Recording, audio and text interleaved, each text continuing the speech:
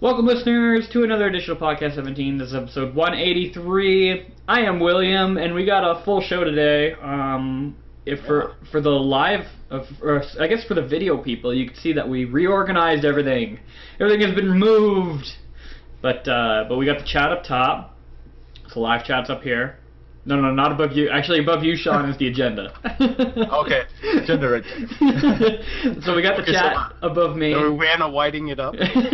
Everything else is like over there somewhere? Yeah, pretty much. And then we got Vic over to my right?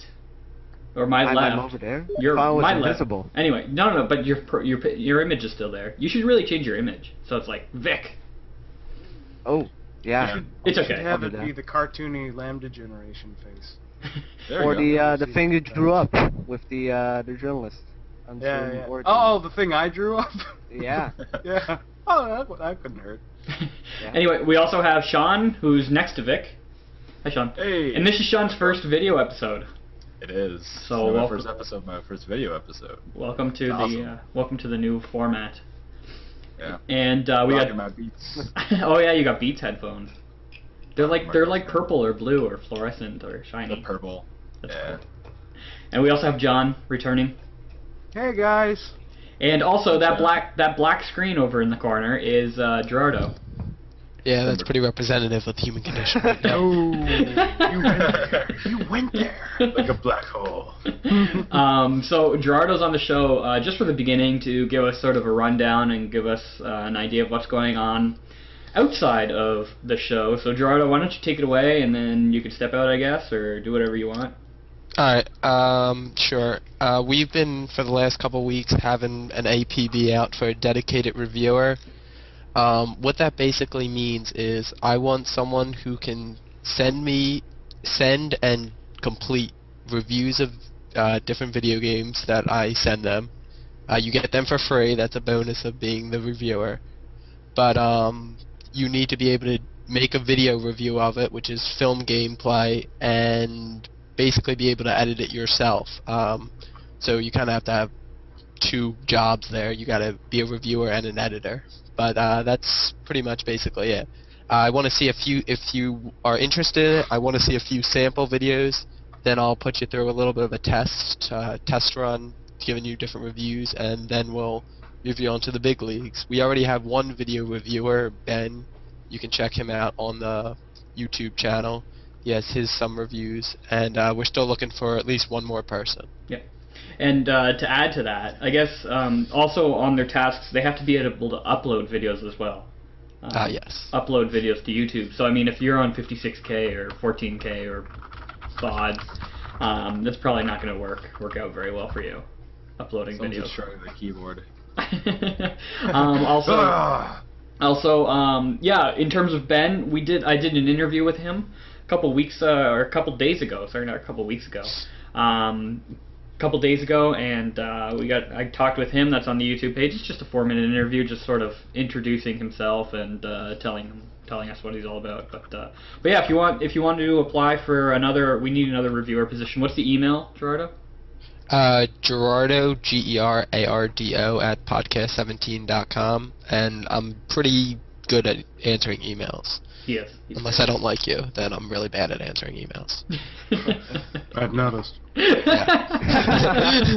Yeah, that's a trend. But the thing I'd also like to add is if someone wants to review, since I do reviews over at Modern Informer, I already know how to edit. I know how to do all that kind of stuff. I'm willing to teach, but I would pick up a position at Podcast 17, but I already have a full plate for myself. So if someone wants to learn, I'm glad to teach. That's why we're looking for dedicated reviewers. Yeah. So that we don't have to pull them away from their other tasks or other walks of life. Okay, so anything else, Gerardo? Oh, what about your contest that you got going on? Why don't you tell us about that? Oh yeah, there's still another a number. I think it's 4 days left. Basically, I designed this puzzle / ARG, if you want to be bold with it, on steamgifts.com. I have no idea if it's linked in the... It's not, but that's fine. I don't know where it is. It's okay. I don't know the link off the top of my head. But anyway, it's on Steam Gifts. And it's basically it starts as a simple quiz, and it quickly goes haywire, I'll say, because you have to go from other sites, have to know how to deal with ciphers and codes and stuff like that. You have to deal with hidden images, stenography a little bit. I can't pronounce words. Ooh. But I think when I finished, it's about 21 steps, which is like a normal puzzle is like 4 steps for them. So Wow. so I went a little crazy with that, but it is fun. There's 2. Once you enter, if you know how Steam Gift works, you enter and you have a set time limit, and once you enter, at the end of the time limit, the people are picked, and there's 2 prizes, so there's 2 chances to win. I think there's about 35 entries right now, so you have a good chance of winning. Yeah, it's not just anybody who can click a button, right? You have to be really smart to figure this all out. Yeah, and the other good thing about it is I'll be running another one very soon. It'll also run for 2 weeks. Awesome. It's exciting. You got like almost 200 comments on this thing. Yeah, it's very fun. You did great, yeah. And I guess this is how we're going to be giving out games now. This is going to be our contest way of giving out God. games. We're going to put you to work. You shouldn't have made it 20 steps. You should have just made it 5 steps and just saved the other 15 for more puzzles. Well, see, next time we can go even further and reference old Hitchcock films and have the 39 steps. Okay. You're gonna help me with that one if you're making me do that. Sure, that'd be a lot of fun. John knows how many Hitchcock films there are offhand. That's a stunning thought. We're just gonna a fat guy to walk on camera a whole bunch. If we do Hitchcock, I'm gonna make you just pick random scenes from it and be like, you have to watch this scene, and at 15, 31, and 12 seconds, you have to tell me something. 15 hours, Jesus. Yes. Oh. No, I can't. I can't do math. All right, thanks, Gerardo. You're gonna drop off. I will. Yeah, I'll be dropping out. I won't watch the rest of the podcast because that's just me. But good luck. All right, thanks. At least you're honest. God. You should see him in the emails. Yeah, he's quite the dynamo. Yeah, he gets pretty excited. Incensed. Yes, let's just leave it at that. All right, let's move on into Podcast 17 news. There's a new mapping competition. Philip has been alluding to this over, I guess, a week and a half. But the new mapping competition is the 6x10 mapping competitions event. I saw that. It's 6 competitions, and each competition lasts 10 days. And each competition will start on the first Friday of each month. And from what I understand, each competition has a specific theme or a specific rule set. Is that right, Vic? Yeah. Yep. And 6 competitions. What's that? Yeah, 6 competitions in total.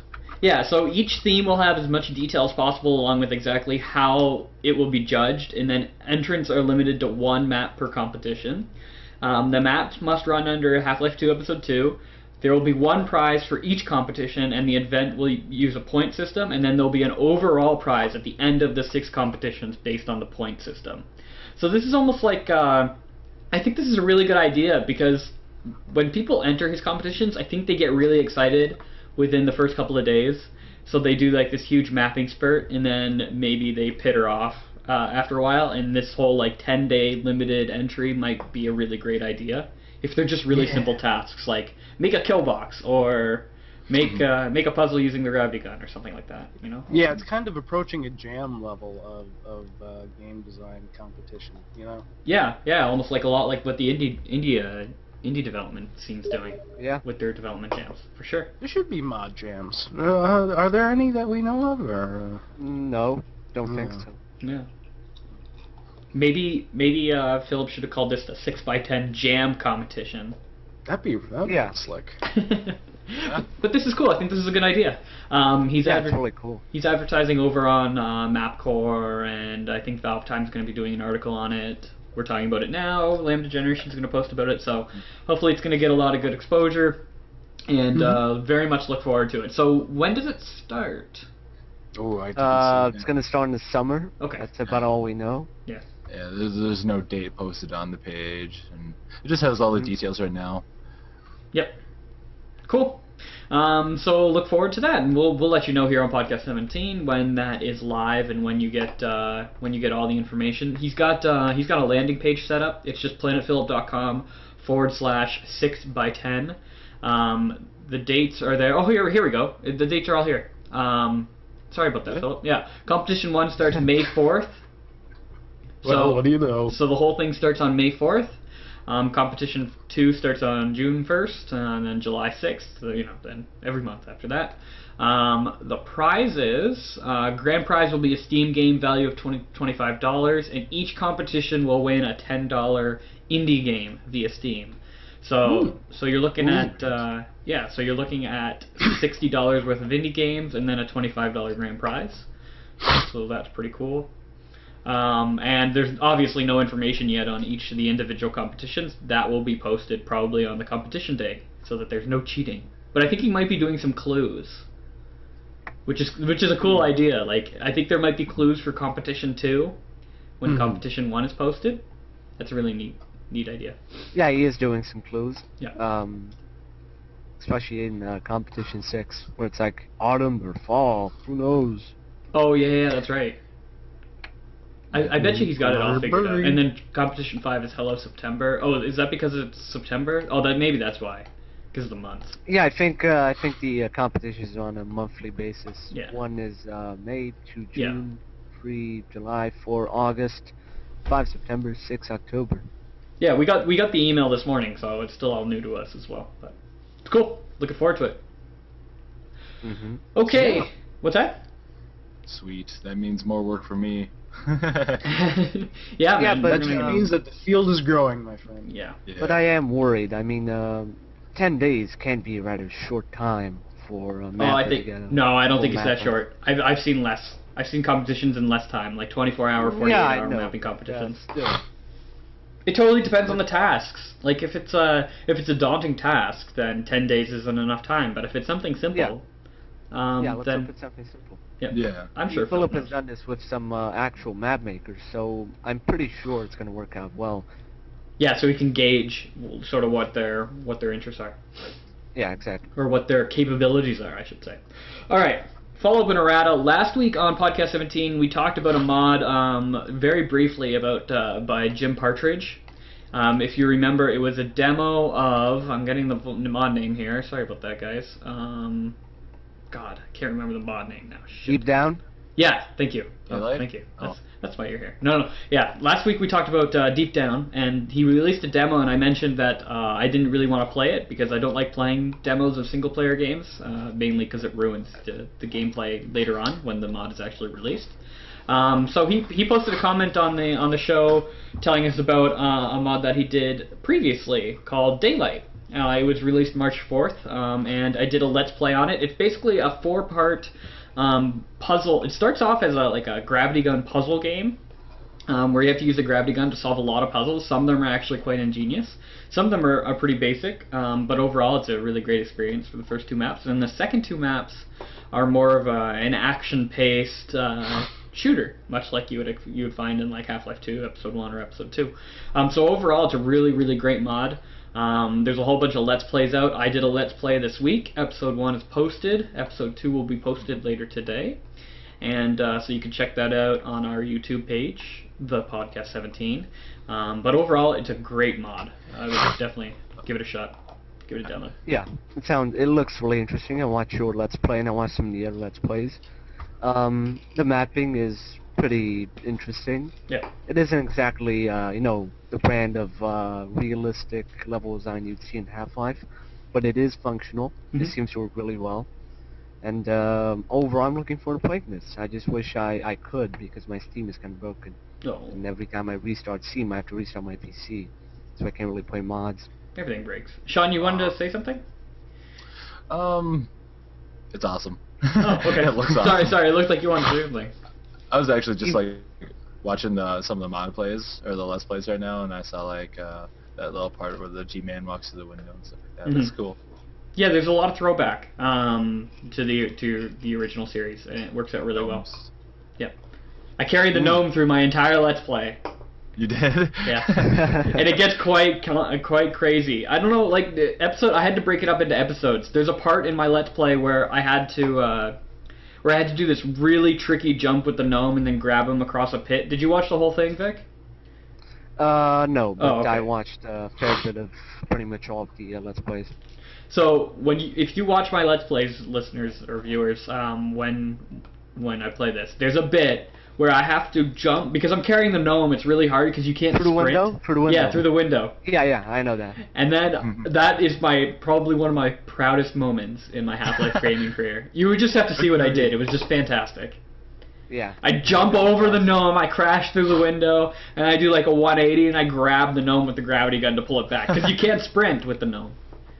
Badass. Something out of Matrix. It was so awesome. It was so cool. I was Gnome. And then you got it on video, right? Yeah. Yep. Awesome. Which is the best part. Alright, so let's jump into From the Mouth of Valve. Let's knock off, let me get through the lesser things, Vic, and then we can tackle the bigger things, okay? So I'm gonna do this. Oh God. So I'm gonna do this. Get ready, guys. Sort of out of It's gonna order. get heated. Yeah, it's gonna get heated between. But okay, the lesser things. Dota 2 has an update. They've added the return to random draft mode. In this mode, there's only 20 heroes are available, and players take their turns picking. So if you're part of the Dota 2 beta, check out the random draft mode. Left 4 Dead, they got their mutation this week is Last Man on Earth.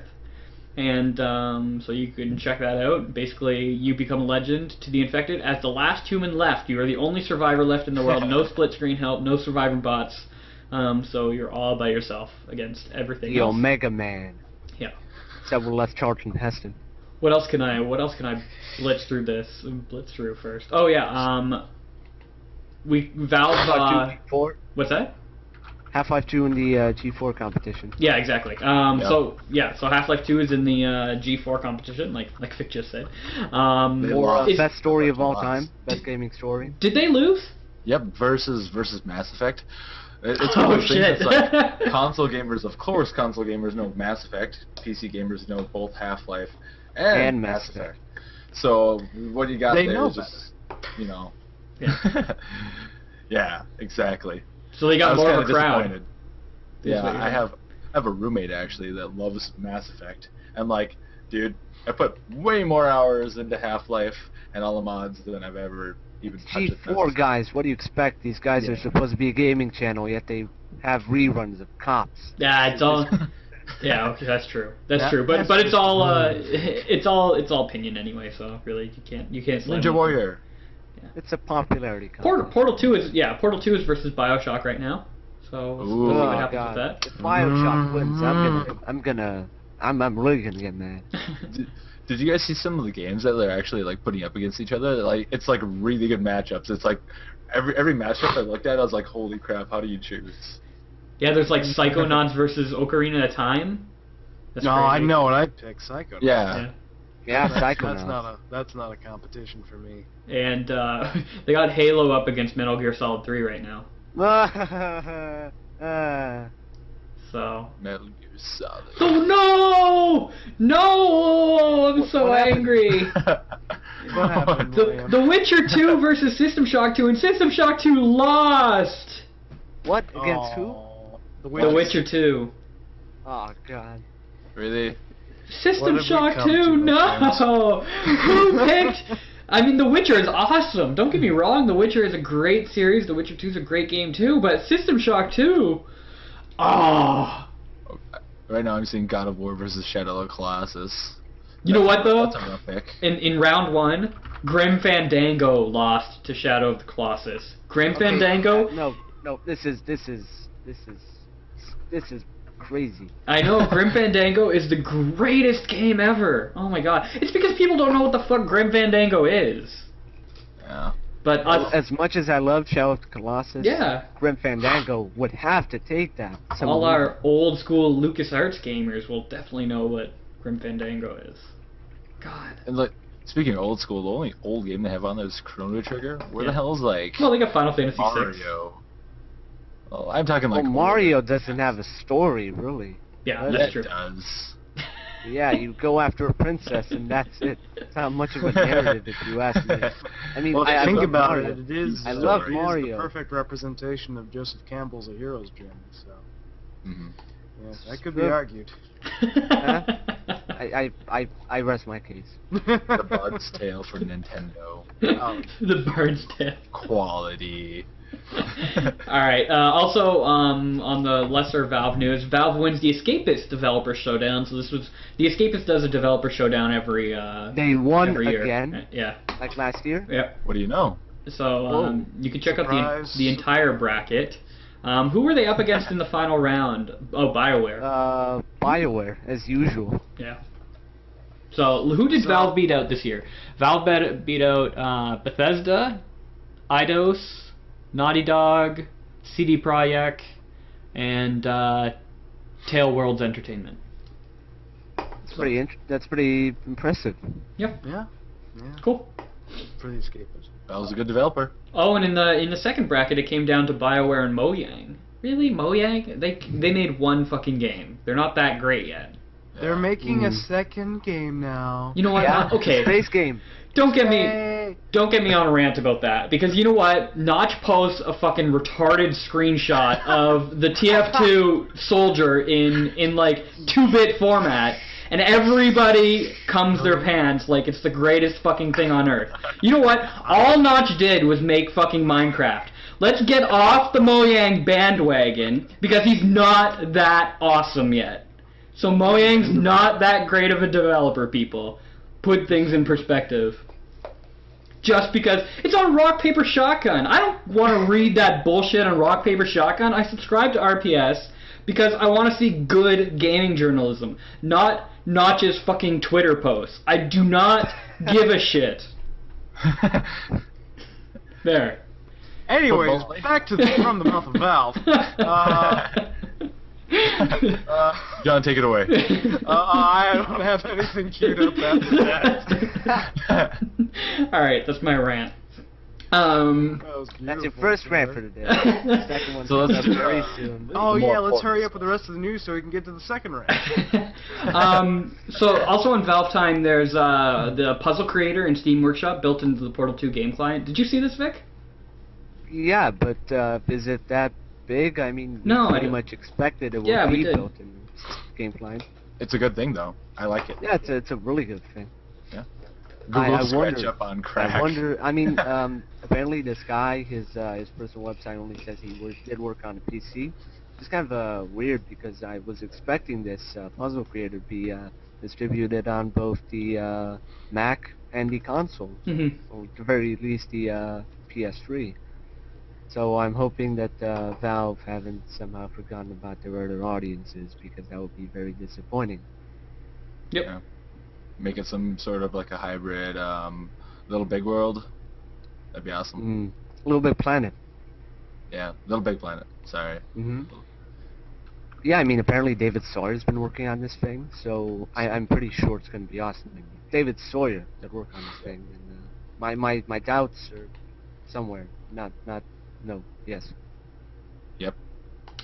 Also on Valve Time News, there's it's Tim Cook, who's the Apple CEO, has been spotted at the Valve HQ, which is no real surprise really, because Gabe has been saying in the past that he's really happy with the Mac platform. They think they're really doing great things with the App Store and getting gaming on the Apple Gabe platform. went up for something else. I think Tim came Oh, up for I'm sure he something. came up for something else, but Yeah, I you think can they're tell gonna that there's a talk relationship about, there. Getting the Steam store in the Steam app, which is obviously, as far as I know, the App Store is the only store allowed on the iOS platform. I'm not sure, but I think that's how it is. And I think Steam would greatly suffer if this would continue to be the case. So I think this is what Tim and Gabe discussed, the possibility of getting Steam its store back. That's cool. That's really cool. Let's hope so. It's good for, but then again, the whole argument therein lies again. Is gaming feasible, and does gaming really belong on the Mac platforms? And I don't think so. Well, it's not just about it's not necessarily about actually playing games on your iPad or iPod or iPhone. I think it's just buying them. I think that would be a lot Oh, handier. okay. Yeah, that's true too. Yeah. Because obviously getting actual games to and from the mobile platforms would be way trickier, especially since Valve has technically got two platforms to contend with, the iOS and the Android. Yep. So that would be a really daunting task, and I think Valve isn't going to get on that front for a very long while. Yep. I think Mac would be a decent platform for games, and the only thing I can really see about it is hardware, because the maximum that like Mac really has for hardware is on their iMacs. You know, no one's gonna go out and buy one of the editing towers that Mac has. But when maybe someday the day rolls around where you can put your own graphics card in a Mac, and that's when I see gaming would open up on the Mac. Yeah, definitely. When there's more hardware customizability, I think. Yeah, for sure. When a Mac can look like that. Whoa. Sorry. Oh, sorry. God. Ah, gosh. Oh boy, it's not gonna work. When a Mac can look like a custom gaming computer, it'll work. Yeah. For Is sure. that ever going to happen, though? No. Honestly. No. That's the whole point of their philosophy, is having What a else have we controlled got platform. on the from Alpha Valve? Yeah. Okay, so let's jump into Counter-Strike. Okay. And first off, this week the beta release of Counter-Strike saw the server browser as an addition, which is a really cool addition. And I was talking to you about this earlier on the. Hold on. Let's just go into the actual update before we get into No. the I update, just so- want to say how many servers were you seeing in the server browser? So Valve has been distributing the server files to a number of bigger CS communities. I believe Signs, ESEA, I believe, and a bunch of others. So there's about 30 servers, something like that. Yeah. Which is pretty good. Most of them are empty at the moment because most people are playing Arsenal Demolition, as far as I can tell. But it's pretty good. And the other updates for this week were a whole bunch of new maps, actually, to the demolition. Arsenal Demolition maps. To the demolition game. Sugarcane, Safe House Bank, and Short Train. Let me run through the maps real quickly. Sure. Sugarcane is a map taking place in the big sugarcane mill. It's kind of like it's got the spirit of CS Assault. You know, the whole building is really big. There's multiple levels up above. It's actually based off Left 4 Dead map. Sugar Mill from Hard Rain. Yep. It's really enjoyable. Yeah, it's really enjoyable though. I found a lot of yeah, fun that's with where it. I recognize it from, for sure, yeah. I was Especially just in looking this at the screenshots. The I haven't first played image. CS:GO yet, but yeah. Another one of the new maps is Safe House. Really terrific map. A bit like Lake. It's also got the spirit of CS Militia. Really enjoyable. Definitely have to keep your eyes up on what happens there.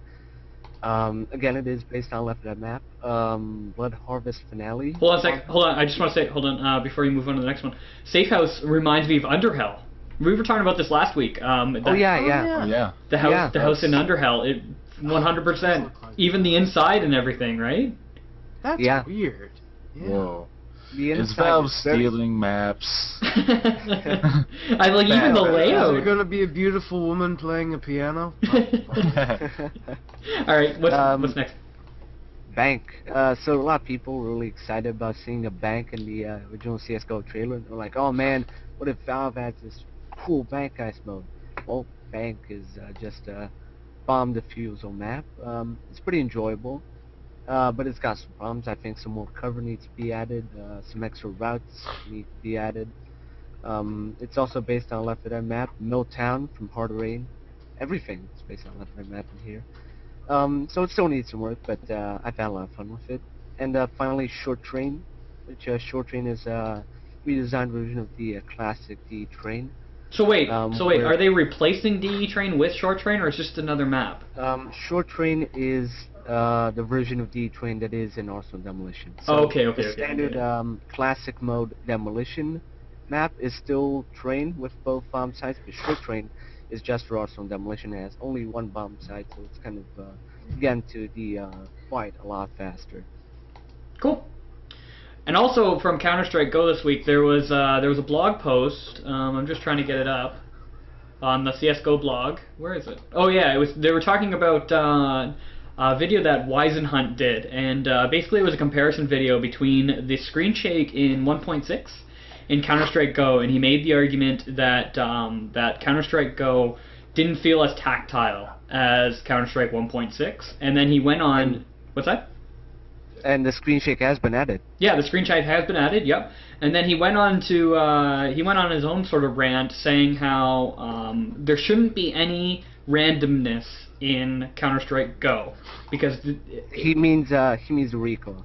Yeah. So the system that Counter-Strike Go uses is based on the Dave defeat source recoil and I believe left dead recoil, where the bullet patterns are slightly randomized. So the bullets don't all go in the same place, one after the other. Personally, this is where the rant starts. So mute or turn up your headphones. Personally, I think that while the recoil needs some work, it needs to be made slightly more predictable. I do not agree with the people who say that the entire recoil system should be ported over straight from CSS. That would be lazy, and it's not what any developer should do. This is just, I believe, elitist pro player pressure, trying to push Valve into making 1.6 with better graphics, which isn't what Global Offensive should be. I think Global Offensive should be 1.6 with better graphics. The whole idea of Counter-Strike... It isn't. No, but the whole idea of how Counter-Strike started was it was a competitive game, and it's boosted esports. And it is competitive. It doesn't need predictability. No. It's not competitive. If there's any... It is very competitive. If there's any sort of randomization, it does not become a... Oops, hold on a second. I think I muted Sean. Sean, are you still there? Oh, no, I muted Sean somehow. Can you unmute yourself, Sean? Yeah. Okay, there we go. Cool. I'm back. Yeah, sorry. But the whole point of Counter-Strike is that, as with any competitive game, and he makes the argument with chess, and I'm going to bring up the argument with chess. If chess had some sort of random variables, it wouldn't be competitive anymore. Yeah, but chess isn't a video game. Chess isn't a video game. Counter-Strike is a video game. I understand that. No. Which is infinitely more complex and multifaceted than chess. Counter-Strike has money system, it has accuracy systems. It has so much more than chess, which is just pieces on a table. You can't compare them that well. I don't know why Weisenhunt actually did that comparison. But if you want to play a game competitively where it's purely based on skill, how many hours you practice, and sometimes a lot of money is on stake for have skill. Yes, you do. No, the randomized recoil doesn't magically make people suck. It simply adds depth and complexity to the shooting. And then I don't see why people are getting so crazy over it. It needs some work, and Valve has been working on it. They are making it more predictable, more tight. I don't see why the entire system should be brought over, because that's what Condition Zero did. And look what Condition Zero ended up. No one plays it because it just tried to be 1.6 with better graphics. And if Valve tries to do this, then the game might suffer. Let's use TF2 as an example. I'm all for improving recoil. In fact, I welcome any changes. But if what these people are proposing, that we completely make everything identical in terms of recoil to Counter-Strike Source, then it's just going to hurt the game. Let's take TF2 for an example, and their random crit system. The random crit system is not used competitively because it's random. No, it's not completely random. It's actually based on the damage you do, damage you deal. No, random crits are disabled in competitive games. No, it is based... Yeah, I know it is. But why is that? Why are random crits disabled competitively? It doesn't interest me. But that's the whole point of this conversation, is that randomization is disabled in a competitive atmosphere. Competitively widespread at all. Not as widespread as No. Is it? No, how many leagues have you seen playing Team Fortress 2 competitively? No, I know that. I'm just using it as an example. I'm using an example. Why are random crits disabled in TF2? Like Weisenhunt's chess example. No, you're not understanding. I'm asking you why. I am why. Understanding perfectly. But okay, what about this then? So do you think that that Valve should continue creating both a competitive version of Counter-Strike Go and a casual version of Counter-Strike Go? And in the competitive version, they would remove all randomness. Are you okay with that? Not necessarily. Why though? If it's the competitive version of the game. Well, they could add everything in a competitive version. So why ruin it for the competitive gamers? Two separate experiences, making the game feel like shit. They said that casuals made for people to enjoy, how does that involve randomized recoil? If all the competitive casual gamers should have predictable recoil and competitive should have randomized recoil, because that's what adds depth and complexity, not bullets landing in the exact same place over and over again. through practice though. Practice, yeah. People practice and they do well.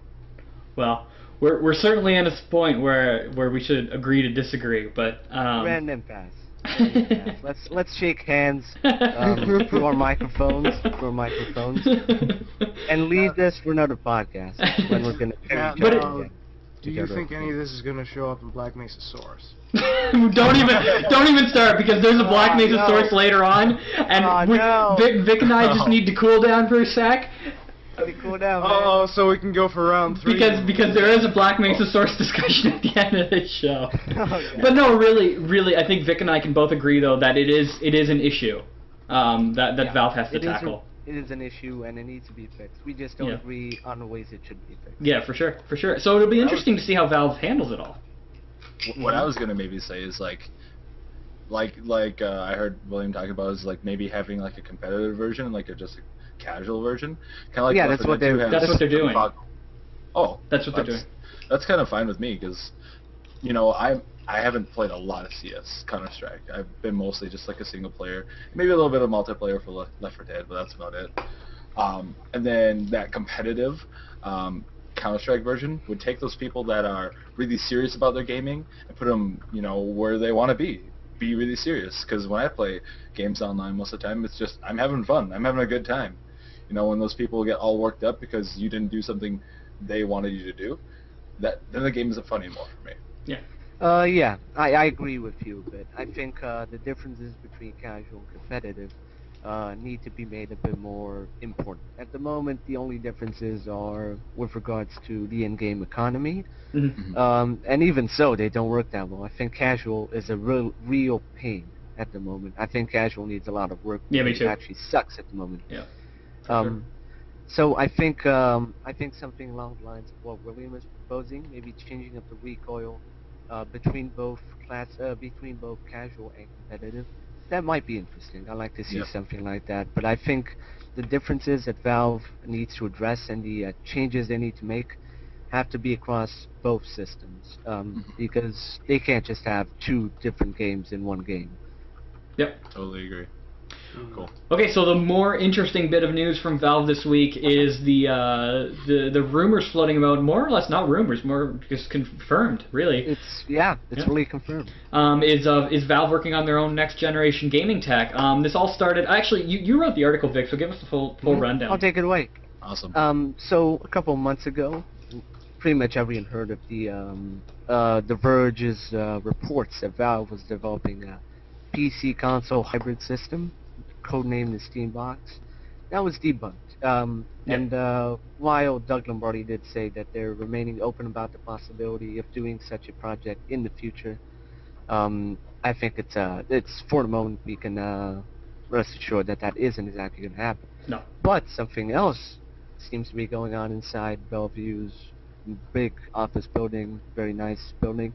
Jerry Ellsworth, which is one of the brightest electrical engineers around, the creator of the Commodore 64 Direct-to-TV, was recently hired by Valve. So she's got a Twitter, and on that Twitter she's been saying that she's been working at Valve on next-gen gaming hardware. And she's also been saying that Valve is hiring electrical engineers and makers for their research and development dream team. And they have a full job posting of this on their jobs page on their official website. It's a listing for an electronics engineer. So the duties of such an electronics engineer would be working with the hardware team to conceive, design, evaluate, and produce new types of input, output, and platform hardware. So the recommendations for such employee would be experience with board layout, analog and high-speed digital, thermal management, power supply management, RF and antennas, signal integrity analysis, knowledge of microcontrollers, embedded systems, x86 system designs, all sorts of crazy stuff. Future shit. ARM and It sounds like technobabble to me, but I can tell that this is sort of in-depth stuff. It isn't just a gamepad, it isn't just a mouse. Yeah. So the big thing that also this was actually completely discovered just now on a new official blog by Valve called Ramblings in Valve Time. Michael Abrash, who was also hired by Valve last year, he's the programmer who created did work on the Doom engine, the Quake engine, did work on the Xbox. He's a really cool guy. Let's leave it at that. He's a man. So this blog post is unbelievably informative. He Oh talks my a lot God, about how Valve yeah. works.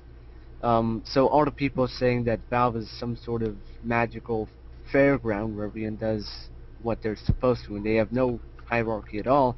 It isn't exactly that way. Michael touches a bit on that, but the real important stuff is right at the end, where he reveals that he's been spearheading the research and development of wearable computing technology at Valve. So what wearable computing would be, Michael explains this: mobile computing where both computer-generated graphics and the real world are seamlessly overlaid in view, and there is no separate display that you are handling. So this would be sort of like Steam glasses or something like that. So this is really interesting, and he says that they are working on this. The team has grown, they're making good headway, but they need people, and apparently, as far as I can tell, this is the same thing that Jerry is working on. Yep. I think so too. I think this guy is actually in one of Jerry's videos. You can subscribe to her on YouTube, and her latest video is actually unrelated, but it's the trip that Valve did in Hawaii. She goes and plays with lava she has lakes. something on that? Yeah, she went and goes to play with lava lakes, and there's other Valve employees with her there, and I think Mike is one of them. It's very interesting. So actually, and more on this blog that's unrelated to the whole engineer position.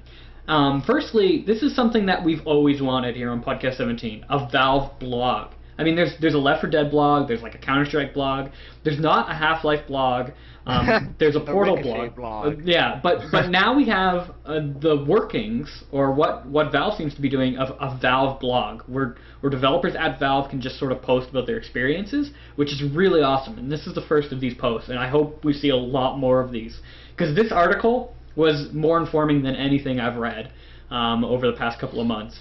In fact, it even gives you an idea of the initial workings of Valve when they were first being founded. And it's interesting to note here that Mike was going to be one of the original co-founders of Valve Software back when Half-Life 1 was being published. But he didn't want to do that because he was working on getting Windows NT shipped over at Microsoft. And he was still an id back then. Yeah. Oh, sorry. Yeah, he was still an id. Yeah, you're right. Gabe has been trying to hire him for years. Like every quarter, like 4 quarters during a year, Gabe has lunch with him and tries to convince him to come to Valve. This is actually for real. And finally, in 2011, he accepted that, and that's really important. In 2011, they actually had 2 other really important programmers, the 21 guys that did the Halo engine at Bungie. Yeah. So this is a great article over some of the early moments in Valve's history and some of the more current moments in Valve's history, and it gives us an idea that, and also over this past week, Valve has been seemingly to be a lot more open with what they're doing. They seem to be a lot more verbal about what's going on in their offices, which is really nice to see like as well. Black Mesa Source. No, we're saving that. We're saving that. I know. I wonder what caused this change, though. Me too. Well, but maybe they're prepping themselves for something big. We can only hope. There's going to be something big at E3. Yeah, I think there is going to be something big at E3. It certainly feels that way, right? Yeah. We're starting to feel the before shocks of what's coming, right? I already feel excited. We are. Personally, I am. Yeah, definitely we are. And we're picking up on that here at Podcast 17. We're really picking up on some feedback that's going to be coming in E3. Do you guys think that one of us should go to E3 or something like that? Well, I think Gerardo wants to send somebody. So maybe we can. Where is it? Is it in California? Yeah, it's usually in California. It's at the Los Angeles Convention Center. Yeah. I'm at the other end of the country. Yeah. Diametrically Yeah, opposed. I'd In the love middle. to fly over there, because I'm really interested in going there. I've heard what might be going on, but it's so expensive. Yeah, it's so Plain Yeah. expensive. I have to sell one of my kidneys If we and could a teleport, finger that'd be nice. to be able to fly there. Just like donate plasma or something like that. Yeah. Eh, Or like a something year. else. who needs it? All right, so let's jump into releases and updates. Nothing too crazy this week in terms of releases and updates. Firstly, there's a new mod that's being developed, and there's an alpha out for Estranged, which looks really interesting. But again, I go back into my previous stance from last week. I'm not going to play an alpha or a demo for a single player mod, because once again, and I found no information that this is sort of a separate from the single player experience. It sounds like this is a map that's going to be included in the release. So I'm just going to wait. I'm not going to play this. I'm not going to give it a download, but definitely check it out. The screenshots look fantastic. Yeah, Yeah, it it looks looks very absolutely terrific. Yep, it does. I mean, like the post-processing is lovely, the shadowing is lovely. Oh yeah. But I again, just like you said, I don't know why he's doing a demo. I mean, demos are only created so people have a taste of what they're going to be shelling out $50 for. Yeah. Before mod, you're essentially just kind of wasting a bit of your time setting up a demo release. Yep. Yeah, it should be more like PR or like videos or something Exactly. Yes. Especially if it's just an alpha. Like if it's something like a wide, really big, almost finished demo, then I could see something like that happen. And I think a lot of people could, would actually be all for kind of a Black Mesa Stores demo, obviously. And again, I'm not trying to actually get William going. I'm actually saying because so many people are basically saying that they're not interested in Black Mesa Stores anymore. In that case, a demo would work. But in this case, an early alpha, it's almost futile. Yeah, he's it should be noted though that he is looking for feedback as well. So from a developer standpoint, and if you're actually willing to give feedback, then I guess a demo could be helpful in that way. But a video would be just the same, I think. So anyway, it's on the table, so you can download it if you want. There's two releases over on Planet Phillip. I didn't get to play either of them. The first one is Project Hospital. It's got some pretty mediocre reviews, I'd say. It's mixed. It's mixed. Yeah, it's mixed. So you can give that a download, and then there's also Rescue in Ravenholm, which is also mixed, more or less. But it's still pretty early on. Looks like a short map. So It looks like you get to work with Alex too. What's that? Looks like you get to work with Alex. Yeah. Yep. Yeah. Hubba hubba. We always like that. I don't like that. I'd rather work with Christina Hendricks. I love Christina Hendricks. Who's that? From Mad Men. I think John knows who Christina Hendricks is. Yes, I do now. I think Alright, let's jump into Media Blitz. Anything from anybody before I say anything? That Counter-Strike throwback. Oh yeah. Okay, so for releases. Yeah, so Sean. Sean has some additions to Media Blitz. So why don't you talk about your stuff right now? So for Media Blitz for me, well, backing up a tick for releases. Oh yeah, sorry. Just a little tick. There was that Counter-Strike throwback I was just talking about, and that's basically like a Counter-Strike beta compilation with a ton, I think it's 130 maps for Counter-Strike on there. So it looked really cool. I have it installed right now. I jumped on. There was no servers up, but if someone wanted to play just with someone else, you can make a server and try that out. Looks like a lot of content though. I checked it out last week. I was told about it on YouTube when we were doing our Evolution of Counter-Strike videos, Lamb Generation. So I checked this out. This is really impressive. So it isn't the exact Counter-Strike betas. It's more of a blend of all of the mechanics and features from all of the early Counter-Strike versions. But if you're interested in maps, then this is absolutely must be checked out. These are 139 of the oldest Counter-Strike maps in existence. Stuff like AS High Rise. Oh yeah, High Rise. I was playing that actually, just walking around. It's cool. D Rotterdam, which is absolutely awesome. The escape maps as well. Trinity Jungle. Oh yeah. So John. this is all must be checked out. Yep. Although I was worried, there was a map here. There was a map in here called CS Cock, and I didn't know what to think about that. What? Sean, can you put a link to that in the chat? Yeah. For anybody who's watching right now, and we'll make sure that we put it into the show notes as well, so you can give that a download.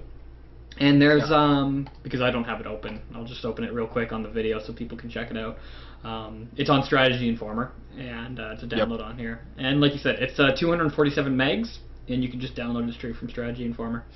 Yep. So give it a look. So Half-Life mod, just throw in the directory and you're good to go. Yep. Just out of Steam, you know how to do it. And then the other thing for me, Blitz, to kick that off, since I've been on the show for a while, I got 2 videos. My most recent one is a Half-Life 2 mod play I did with the E and B series installed on Half-Life, and I just took a demo of it, and then I applied the E and B series to one side of the screen, and then it's extended on the other side so you can see the differences. It's pretty cool. Actually, Boris, that does the E and B series stuff, actually contacted me, and he said that I didn't have it installed correctly, so I'm going to get with him to see if I can redo that video and then get the full effects of that going on. And then I did a review of Attempt to Survive on Mod Informer's channel, so you guys can check that out too. If you guys haven't played Attempt to Survive or you just want to see a little bit more about it, I'll have that for you too. Yep, it's cool. I love your Let's Plays. Your Let's Plays are pretty good, or your reviews or whatever on your posts. Yeah. Very professional. Yeah, I put a lot of work into it. Just put it that way. Okay, Vic, anything from you for Media Blitz? I think the Forgotten Ones. So the Forgotten One is kind of like this survival horror adventure kind of thing. It's a bit similar to Wolfenstein. You're hunting for this retired Nazi officer, lives inside the swastika forest. He was Mengelay's right hand. This guy's absolutely crazy. You found out his mansion, nice setup mansion. This is version 2.0 of the Forgotten Ones, so it's still kind of a beta. So this is kind of status report. They're saying that it's not dead. They've got some statistics. Coding is 90 to 95% complete. Modeling 90%. Sound 70. Scripting 95. Materials 95. Mapping 60%. And choreography 0. He has a rolling knees voice actor. So he's also telling us that the Forgotten Ones 2 is going to be more or less a full remake. Chapter 1 will be greatly expanded. Chapter 2 will receive some new details. Chapter 3 is also going to be expanded. But it's not actually going to be the final release. There's going to be a third version, which is going to feature the final 2 chapters. And apparently there might be a version even after that. Final release. This is a mod I've never played, and I sent an email out to Nick. We're going to follow up and errata this for next week. So it's going to be under follow up and errata, much like Daylight was this week, and I'll probably do a let's play of this because it looks really interesting, and I'm surprised I've never played it. When was this released? So for anyone who's going to play this, if 2011. you get stuck, they're actually showing off a complete walkthrough of the original version 1.0, 1.5. So it's pretty cool. It's a bit campy, it's a bit silly, but it's also got some nice horror in there. Cool. So I'll definitely be let's playing this sometime this week, so you can look forward to that on our YouTube channel as well. All right, I want to talk about what did I want to talk about? G-String, right? G-String, of course, one of the actually the longest single-player mod in history, easily. Is it? Yep, it is. Oh yeah, definitely. It took me about a week and a half to beat. It's a frickin' long mod. It's huge. So this newest update is just a simple screenshot showing it's called Processed Mod. I guess in their newest update or in their upcoming update, they're going to be adding post-processing, very heavy post-processing to It looks awesome. Yeah, which It looks really awesome. Yeah. This is awesome. But if you're not convinced, you can of course customize this. You can add and remove whatever you want. You can disable it and enable it. And if you're a huge G-String fan, which a lot of people are, because it's such an atmospheric mod, then you're gonna love this in version 2.0. They say in maybe 2 months, version 2.0 will be out as it's ready for testing. Once again, though, I probably won't revisit this because it's such a daunting game. It's so big. I'm actually gonna Yeah. play this version 2.0. Yeah, because wait. I never played the original, Yeah. and this looks like it might be a good way to start. It's a Especially huge since, mod. It's such Yeah. a big mod. Was Oh my it God. buggy at all? The original version? It's not buggy. It's hard to figure out. Sometimes the path isn't always the most obvious path. For example, would you say it's kind of more a side effect of some more opaque, obtuse design, or is it intentional? I think it might be a little bit more obtuse and opaque design, because there were points in the game when I was like, I don't know where to go. I'm going to try to glitch this area by jumping over this wall. And it's like, oh, that's the way I have to go? And it's like a really glitchy way of getting from point A to point B, you know? But, Yeah. Well, I think that's interesting. I mean, remember... it's fun. It was fun, though. I played through the whole thing. The days when developers made games so hard that they actually had to make cheat codes to test them. So this might be pretty cool. Yeah. I think this is going to be pretty enjoyable. Yeah, it's interesting. Also, I wanted to talk about Cry of Fear real quick, and then we'll see if John has anything. They have a screenshot here showing off version 1.3, which has the added custom campaign button. So we're going to be seeing a way for you to play custom campaigns in Cry of Fear within version 1.3, just straight in the game like that. So that's pretty cool. There's already some rumors of some people making some custom campaigns in the comments. So very much look forward to that. And hopefully, if the Cry of Fear team is listening, hopefully after version 1.3 is out, you start featuring or talking about some of the custom campaigns that will be available for your mod, because that will keep your single-player mod alive. Instead of having people go out and try to find them yourselves, if the Cry of Fear team features that and talks about that on their ModDB profile, that'd be great. So John, anything from you and Media Blitz? Well, following that, actually, No More Room in Hell is doing a community spotlight on There you go. a community-created map, Yes. NMS Isolated, created by Lou Sapphire. It is a remake of the 1990s version of, the Romero film, Night of the Living Dead. Night of the Living Dead, Yeah. as opposed to the terrible 60s one. And I have to say... Hey, wait a second. They made a riff tracks of it, William. That's not good. Wait a second. The 1960s version was more than just a movie, though. It was the introduction to the zombie genre, falling out from the Vietnam War. Don't let me. I'm gonna get into a rant with you about this now. It was terrible. It was so bad. That movie is practically a work of art from John Romero. It's amazing, even though it's from the 60s. It is dated, but John it Romero. captures the time. Yeah. That's Very well. George Romero. George, yeah, sorry. Yeah, John Romero is id Software. Yeah, I've been thinking a little bit about Someone bring Quake up too George much. Lucas? But anyway, that's what I was thinking. I'll definitely agree that the movie is terrible, but it was the first zombie movie ever created. So, Well, that's so fair. really you can't get That, I can't fault it on that, but it is a terrible film. But anyways, Look at the Steep chat. Fuck you, John. You're an idiot. That movie. I made a riff tracks of it, Pat. That's not gonna help. But anyways, What the hell is on? No, it's gonna be they made a canceled, community map, and they're pushing it on their mod DeFi profile. And I have to say, it looks really great. Yeah. The mapper put a lot of effort into it. Yep, it's good. I like it. Yep. Go ahead. Yep. Looks like a fun play. Okay, and also there's T-shirts available. So if you want to, Yay, t-shirts. so if you want to buy some T-shirts from the No More Room in Hell guys, then check it out. Who's the guy modeling the t-shirt? Or is it just like a random? I don't know. It must be one of the developers. That'd be Who is it? awesome. I don't know who it is. I don't know who Look it at is. that face. Alright, let us move on into discussions. We got some Planet Phillip stuff, and then we'll get into Black Mesaville. or Black Mesa Source. Yeah? Before we go any further, I was just gonna say, since I had to get out of my chair before we were done talking about the G-string post processors, excuse me, that adds. So it's not just a regular post processor; it adds the multiple overlays, God rays, motion blur, lens flares, and other stuff too. So we can expect it to be like enhancing the visuals a little bit more. And I think it gives a good kind of touch to the the design and the artwork of the actual maps and stuff like that. I think it looks awesome. So I just wanted to add that. Yep. Cool. John, you're so funny with your question mark. If you don't mind, there's something else I want to bring up. What did I do? VD Blitz. Yeah. Okay. Go ahead. Vic. Fistful of Frags. Okay. So they're saying that the upcoming version 3.7 is almost ready to go.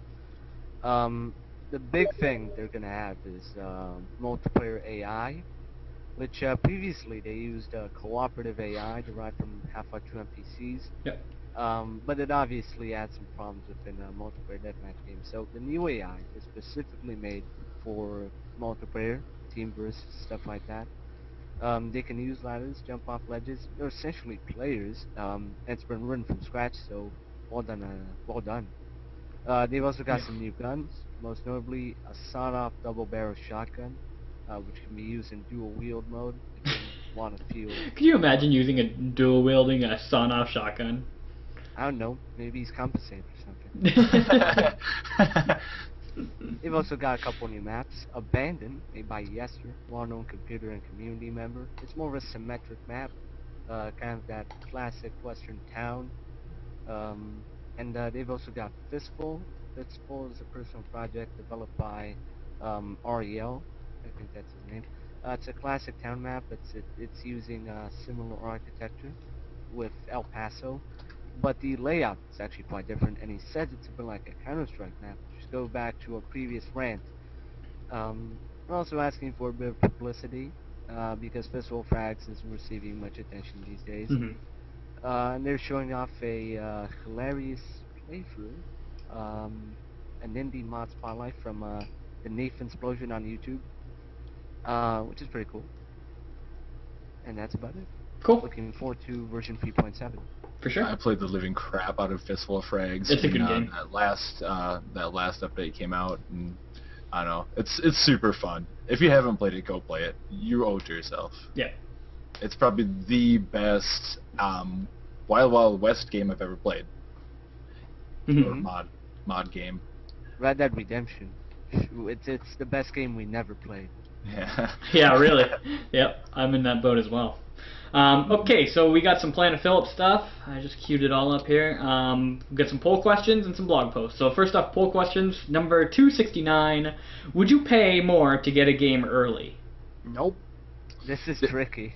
It depends on if it's offering any extra content and if I want the game. No, John, why do you say no so adamantly? Well, just for humor, really. Okay. No, never. I mean, no, not really. I don't know. Unless it was a situation where it was a Kickstarter and I was really behind it, then I would pledge a little bit more cash, but not really. If it was like a really early release, but it was actually completely finished at that point, I might consider it. But otherwise, like just a week to get a week ahead of everyone else, no point. Well, let's look at some real-world examples. MMOs are real-world examples. You don't necessarily play more, but if you purchase or pre-order, you get early access. And very often the pre-order price or the purchase price later on goes down over the past couple of months, right? And even on Steam, like what did Skyrim retail for? Skyrim retailed for like $60 or something, right? Yep. And how much is it now on Steam? Good question. I don't know. Yeah, I'm opening it. I'm guessing it is 60 right now. Oh, it was okay. on sale. So maybe Skyrim's a bad example, but maybe let's use something like Grand Theft Auto. Okay, Well, Skyrim did go on sale like a week or two after it got released. Yeah. That's when I bought it. I initially pirated it and then I bought it. I bought 2 copies actually. There you go. So that's a real world example, right? Games on release date, not necessarily early, but on release date they come out full price, and then if you wait maybe a couple months it might come down maybe $5 or $10. So yeah, but this is more about getting it early. Yeah, I know, getting it earlier than the release date. I understand. Mm-hmm. Yeah, there was, I can't remember the name of the game, but there was a game, if you pre-ordered it, it came with like a hardcover book of like documentation, artwork, and concept art and stuff like that for no extra cost. So stuff like that is pretty cool. I started up Steam today and I saw that, what was it, Max Payne 3 was taking pre-orders, and it comes with Max Payne 1 and 2. Stuff like that does offer me more incentive. It's saving me money, one, if I don't have those 2 games, and then 2, I get the game I want to get. So it's not that bad of a deal, I think. They offer you the right stuff. Yep. And the next poll question here is 270. He says, "Are you a big mod snob?" And the crux of the question here is, do you feel like we're jaded now when a short map is released and we give it a low score because it's so short? But when we were expecting like 60-minute mods. Do you feel like, I guess John, Sean, or Vic, do you guys feel like you give things a lower score or a lower opinion if it's short? I don't know. It depends. I think I might be a bit snobby in that regard. I think me too. Yeah. Overall, I think I'm just interested in mods that just receive some really good reviews and so on. Yeah. It isn't so much if it's a big mod or a total conversion. If it attracts me and if it obviously attracts other people, I think I'm going to take a look. But I obviously prefer a longer mod. Yeah, and really, I just kind of look for something that has a brand new perspective or a new idea or something that it brings to the table, and usually you find those in a bigger mod, in a total conversion or something. I find with like, let's use the Guildhall maps as an example, right? The Guildhall maps are really short maps that implement some really awesome gameplay. And I always say, you know, this could be better if it was just a bit longer. Because what they do is they introduce some aspect or some feature that we've never seen before, and we get 5-10 minutes to play with it. And it's never built upon. Where if you look at a game like Portal, for example, it introduces a 5-10 minute mechanic like Portal technology, but then it builds upon it and builds upon it and builds upon it and makes it so much better because of that. So I don't know, like, I am a big mod snob. Yes, most definitely, but I don't know if it's necessarily a bad thing. I think developers should focus on iterating on their creations, especially if it's a very unique feature. I think a 5-minute or 10-minute presentation of that isn't doing your feature or your game justice. No. I think if like a game is like, say, 10-20 minutes of gameplay, it depends on like what the mod offers. If you've ever watched any of my reviews, I never give a mod or anything a number review. I never say it's 85 out of 100. Yeah. I say this is a good mod if you like this sort of a mod. I say this is a bad mod if you like these kind of mods, stay away from it. So like if you took, I'm trying to think of a mod for an example. Oh boy, I played, was that like Escape mod? There's one on Planet Phillip where you had to escape from like a garage. There's always one, yeah. Yeah, that it wasn't anything special because it was just, you know, pretty much the map we're playing, and it's another thing where you have to kind of put yourself in the shoes of the developer, and that's basically it for me. Yeah. But I think that overall the question is more about big mods, but obviously there's a bit more than that. I mean, it's also a question of are we interested in a mod that's long, but that length can sort of bring down the overall experience. But that also goes up against the other side of things, which is sort of like, for example, even if it isn't mod, Modern Warfare 3, which only took me 3 hours to finish. Obviously, it was so short that I didn't even enjoy it. So it's an interesting discussion. Yeah, it is. I think the question wasn't the best. No, I think Philip voiced it very well. Okay, so we got 2 more blog posts here. The first blog post here is 7 stages to perfect gaming, and Philip writes here. It is Philip, right? I feel like this isn't Philip. Yeah, it is. Yeah, it's Philip. Okay.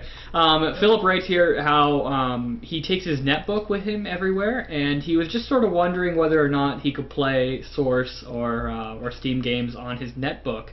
But he, which gave him to this conclusion where he wanted to write a 7 series on his 7 stages to perfect gaming. So under what conditions would it be?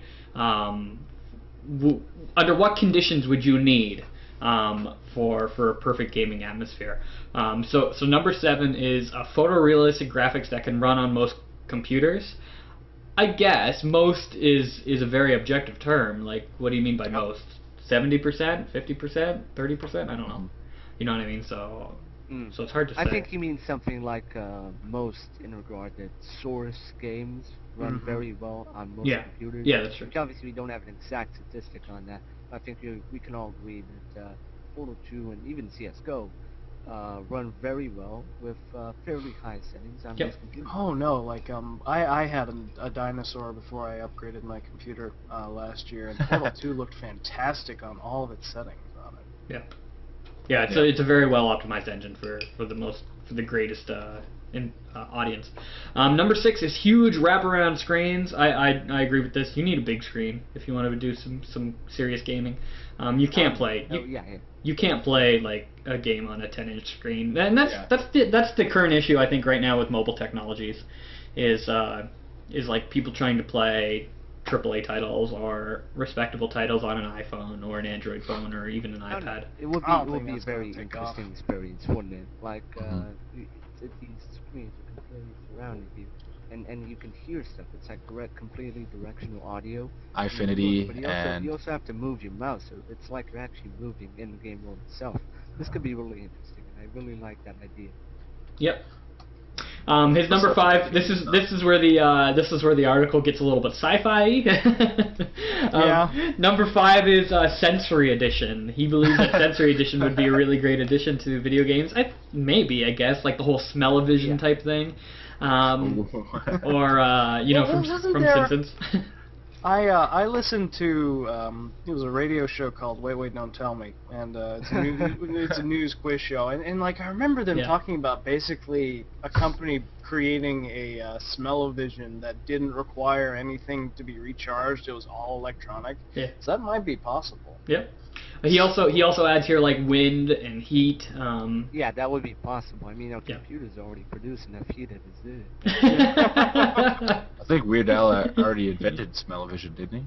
Mm-hmm. Yeah, there was smell-o-vision, but it kind of smelled like shit, so they kind of scrapped that. Number 4. Wind and heat would be awesome. Yeah, that'd be cool. That'd be cool.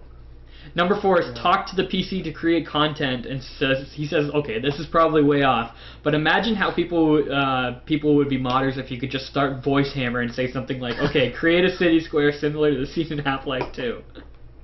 That would be sick. That's really sci-fi, but that actually goes right to his number 1, but I won't say what that is. Spoilers. Number 3 is stuff like cheats and console commands, that would be more possible. Actually changing the game will be way too sci-fi. Yeah. Number 3 is computer-generated storylines and settings that learn from your likes and dislikes. He's just sort of making me mad. He's just sort of saying that like it'd be cool later on in the future if game engines could create content on the fly. This is possible. This is possible, and I hate to bring it up, but in Arma, if you play something, if you play like a match, or if you play like a mission or a campaign or something, it's never the same every single time because the AI is directly responding to what you're doing. So it is almost like content on the fly. In Arma at least, because it's called micro AI. The AI knows everything to the inch of the game. Yeah, Left 4 Dead 2. Even the AI director sort of does stuff like that, but not on the same scale. Yeah. Just little stuff. Okay, and then this is like they aren't very compelling stories, though, are they? Oh God. Oh, God. I'm sorry to be the writer. A little bit like Night of the Living Dead, right, John? A little bit like Night of the Living Dead. Exactly. It's an experience. I said that for you, Patrick. I said that for you. Number 2, and this is where the article just gets ridiculous. The Matrix. Matrix-style plug-into brain virtual reality, and number 1, the holodeck.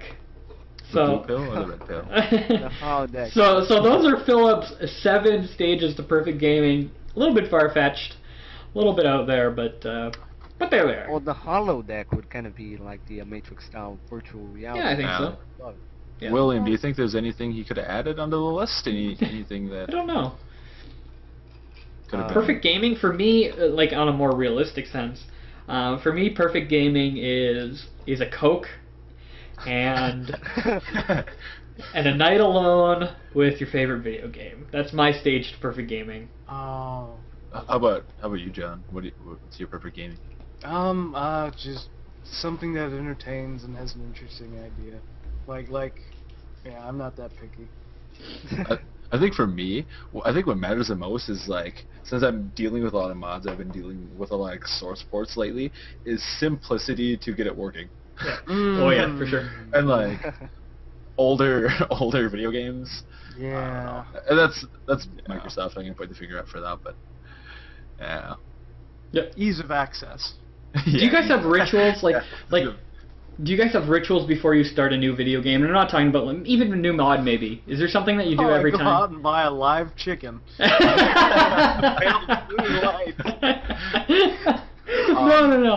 I mean, for me, it's get everything set up, turn off my phone. Sometimes turn off the lights, get a Coke. Coke is very important to a new video game every time, and get my. I'm a root beer kind of guy, personally. Yeah, I agree with. But that. I don't know, Vic, do you have any rituals? No.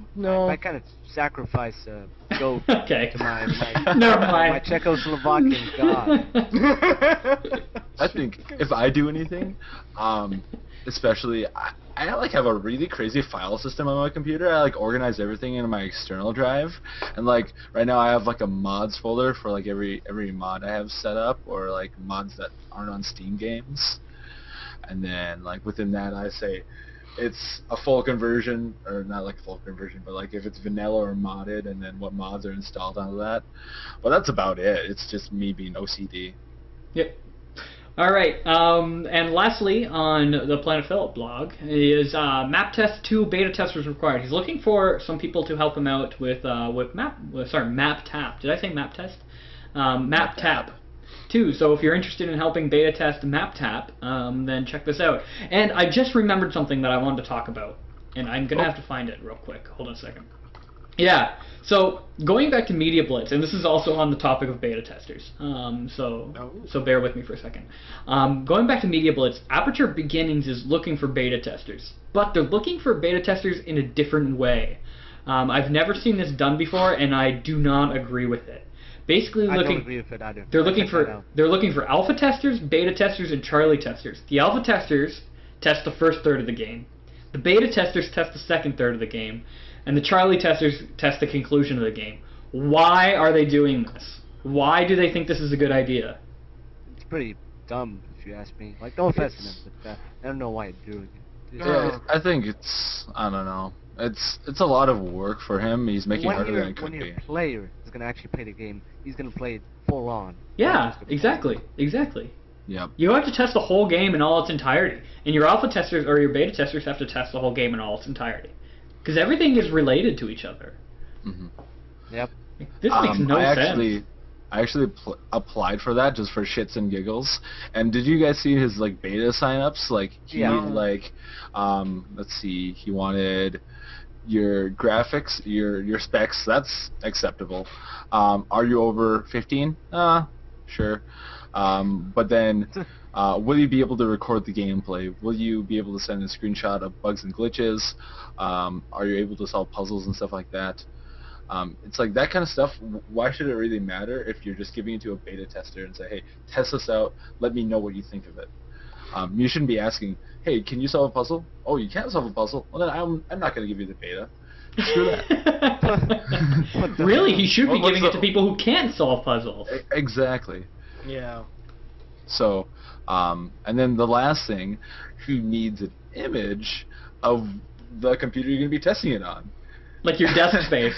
Yeah, your desk space. He has an example there. The whole post is written so strangely. Yeah. He brings up Stanley, then he crosses it, and then I don't know what he was thinking, but it's really weird. It's like I don't know. No. And then the only reason I applied for that is just for shits and giggles. If I get into the beta, then whoop-de-doo, I'll play with it and whatever. When it comes to beta testing, yeah, it's like Occam's razor. The simplest solution is the best solution. I think that was Occam's razor. I don't know. Yep. But yeah, I mean, you don't want to make your beta testers feel like they're doing too much work just to sign up. Yeah. And Yep. you want everything to be as simple as it can be. I mean, personally, I actually prefer setting up private beta testing because, Yeah.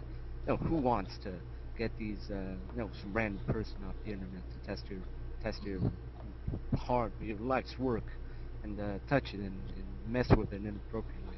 Yep. Just give it Yeah. to a couple of people, 20 people, 30 people, maybe even more if you can find that many, and just do it as simply as possible. I mean, it's just beta testing. What I would probably do is I'd just kind of play like Half-Life or something, Half-Life Deathmatch, and say, hey, do you know how to install mods? Do you want to be a beta tester? Well, sure. Here you go. Just It pick a doesn't matter random what person. computer you're testing it on or how old you are, even if you can't solve puzzles.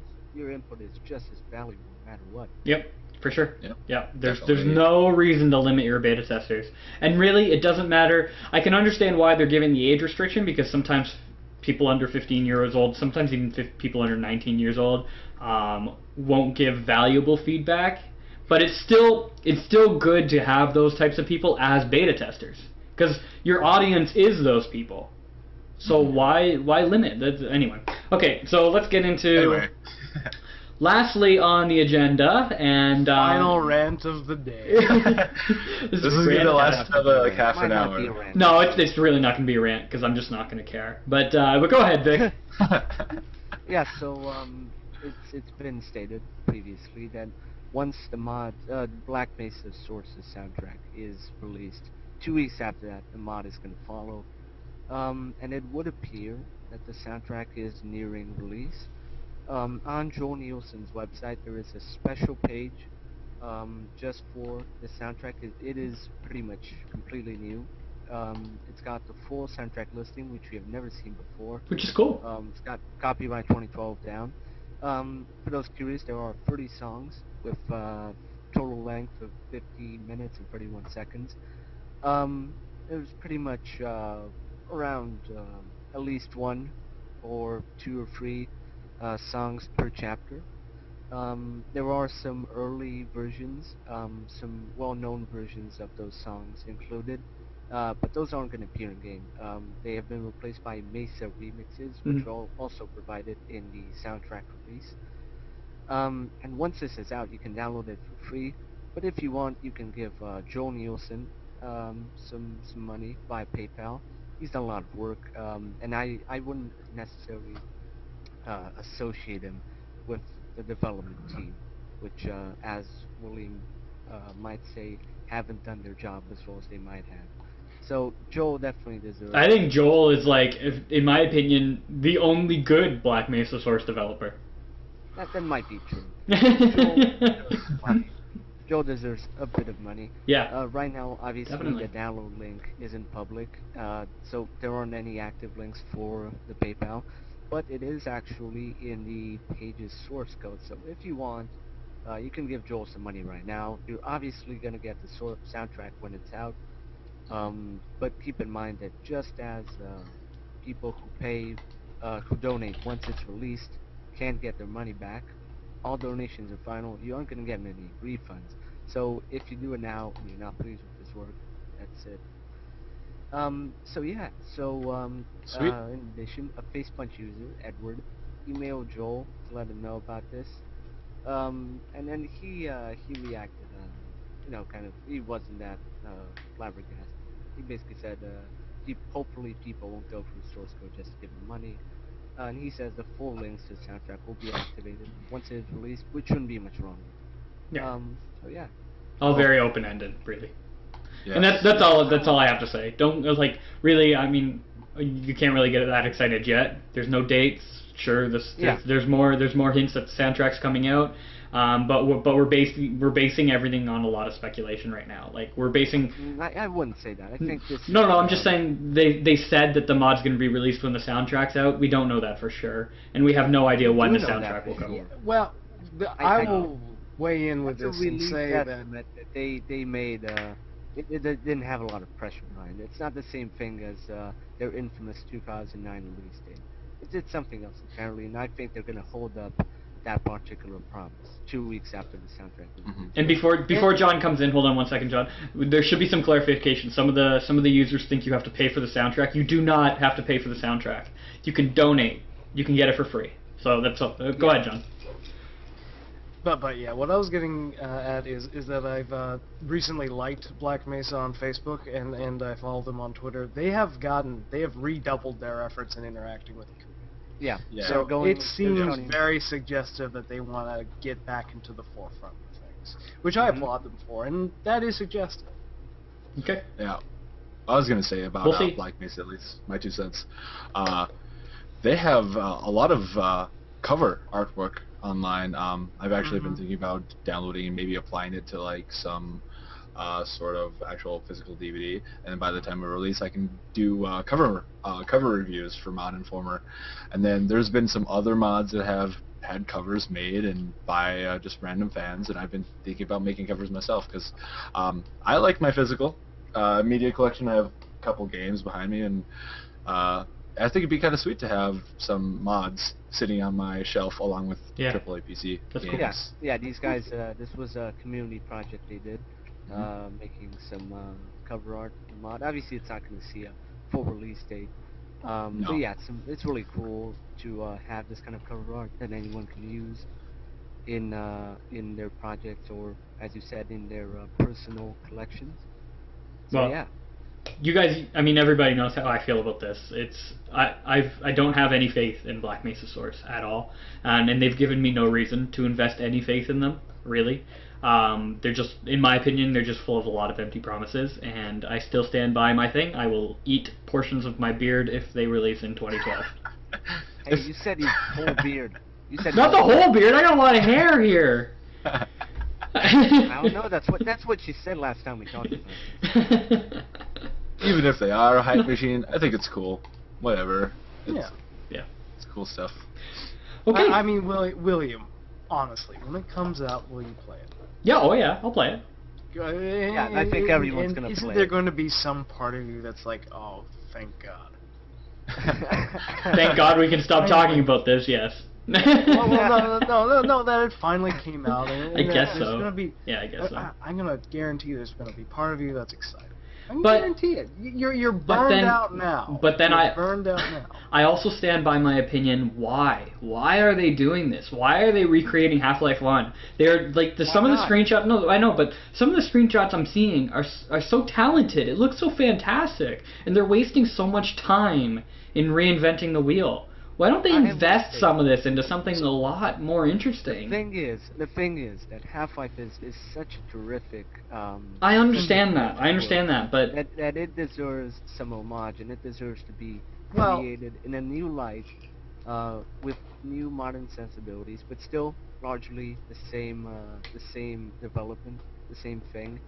And I don't understand know, that. I think the fans have the right to do this. And I think, definitely. They can do whatever they want. No, they can hold on, map no. I think the shit in a fans- toilet. I don't care. The fans can definitely do something like this because like they say, at the end of the day, the customer is always right, and in that same regard, Yeah. the fan might always have the series' best interests and so on at heart.